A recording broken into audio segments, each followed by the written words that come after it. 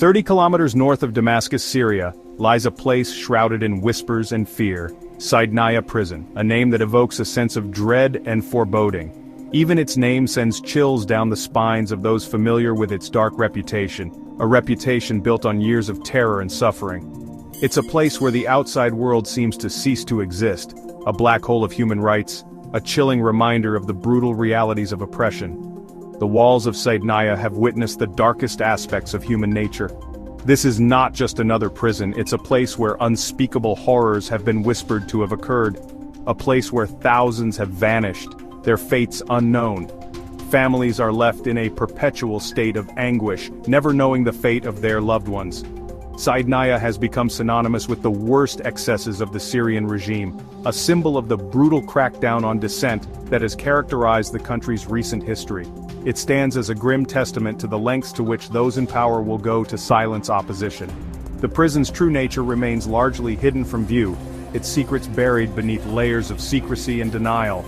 The Syrian authorities have gone to great lengths to keep the truth from emerging, yet despite the best efforts of the Syrian authorities, glimpses of the nightmare within have seeped out, painting a horrifying picture of systematic torture, mass executions, and unimaginable suffering. These glimpses have come at great risk to those who have dared to speak out. The stories that have emerged from Saydnaya are not for the faint of heart. They are tales of unimaginable cruelty and inhumanity. They speak of a place where human life is cheap, where basic dignity is stripped away, and where the very worst of humanity is allowed to flourish. The conditions within are a stark reminder of the depths of human depravity. This is a story that needs to be told, a story that demands our attention, a story that must serve as a stark reminder of the human cost of oppression and the urgent need for justice. It is a call to action for the international community. This essay will delve into the dark heart of Saydnaya, exploring its history, its secrets, and the chilling reality of life and death within its walls. We will uncover the layers of horror that have been hidden for too long. We will examine the testimonies of those who have experienced its horrors firsthand, the investigations of human rights groups, and the ongoing international efforts to shed light on this place of darkness. The world must know the truth about Saydnaya. Saydnaya Prison was not always a byword for horror. In fact, its origins were far more mundane. Built in the 1980s, it was originally intended to house military detainees. The facility was designed with the purpose of maintaining order and discipline among soldiers. However, as the Syrian regime tightened its grip on power and dissent grew within the country, Saydnaya underwent a sinister transformation. It became a symbol of the regime's increasing paranoia and ruthlessness. It evolved from a holding facility for soldiers to a primary instrument of state repression, a place where the regime could silence its opponents with brutal impunity. The walls of Saydnaya echoed with the cries of those who dared to speak out. The Syrian uprising of 2011 marked a turning point in Saydnaya's history. The prison's role in the regime's strategy of fear and control became even more pronounced. As protests against President Bashar al-Assad's government swept across the country, the regime responded with characteristic brutality. The crackdown was swift and merciless. Thousands of peaceful demonstrators, activists, journalists, and anyone suspected of opposing the government were rounded up and thrown into overcrowded prisons, including Saydnaya. The prison's population swelled beyond its capacity. With this influx of prisoners, conditions within Saydnaya deteriorated rapidly. The infrastructure could not cope with the sheer number of inmates. Overcrowding became the norm, with hundreds of inmates crammed into cells designed for a fraction of that number. The lack of space was suffocating, food and water were scarce, hygiene was non-existent, and disease spread like wildfire. The basic necessities of life were in short supply. The prison, once a place of confinement, was transformed into a breeding ground for despair and death. The air was thick with hopelessness.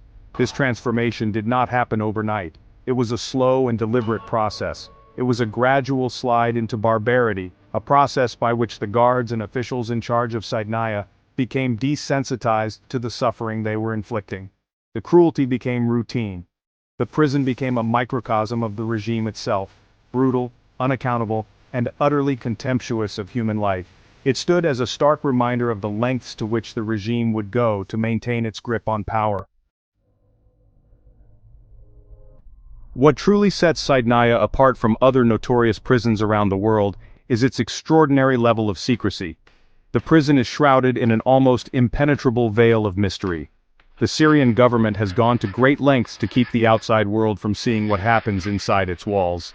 This secrecy is not just a policy, but a deeply ingrained practice. Independent observers, human rights organizations, and journalists have been consistently denied access. The regime's tight control over information is a deliberate strategy to avoid international scrutiny. The Red Cross, for example, has not been granted access to Saydnaya since 2011. This exclusion is part of a broader effort to ensure that no external eyes witness the conditions inside. This lack of transparency is deliberate. It serves to protect the regime from accountability and allows them to continue their practices without interference. It allows the Syrian regime to operate with impunity, to carry out its brutal practices without fear of scrutiny or accountability. The secrecy acts as a shield, enabling the continuation of human rights abuses. The walls of Saydnaya are not just physical barriers, they are barriers of silence designed to keep the truth hidden from the world. These walls symbolize the isolation and despair experienced by those within. The regime controls all information coming out of Saydnaya. Every piece of data is meticulously monitored and filtered. Families of detainees often go years without knowing the fate of their loved ones, living in a state of agonizing uncertainty. This emotional torment is part of the regime's strategy to instill fear and maintain control. Even when prisoners are released, they are often too traumatized or afraid to speak about their experiences, knowing that doing so could have dire consequences for themselves or their families. The fear of retribution silences many. This culture of secrecy extends to the guards and officials who work at Saydnaya. They are part of the system that enforces this silence. They are sworn to secrecy, forbidden from speaking about what they see and do within the prison walls. This oath of silence is strictly enforced. Those who dare to break their silence face severe punishment, often ending up as prisoners themselves. The regime's reach extends even to those who enforce its rules. Despite these efforts, the truth about Saydnaya has slowly begun to emerge. Brave individuals and organizations are working tirelessly to shed light on the atrocities. Through the courageous testimonies of survivors, the painstaking work of human rights investigators, and the use of satellite imagery and other technologies, a chilling picture of life inside the prison has been pieced together. These efforts are crucial in the fight for justice and accountability. Within the walls of Saydnaya Prison, countless human rights abuses have been reported. The conditions are, to say the least, inhumane. Detainees face torture, starvation, and isolation. The stories that emerge from Saydnaya paint a grim picture of suffering and despair. Saydnaya Prison is not just any detention center, it's uniquely shrouded in secrecy.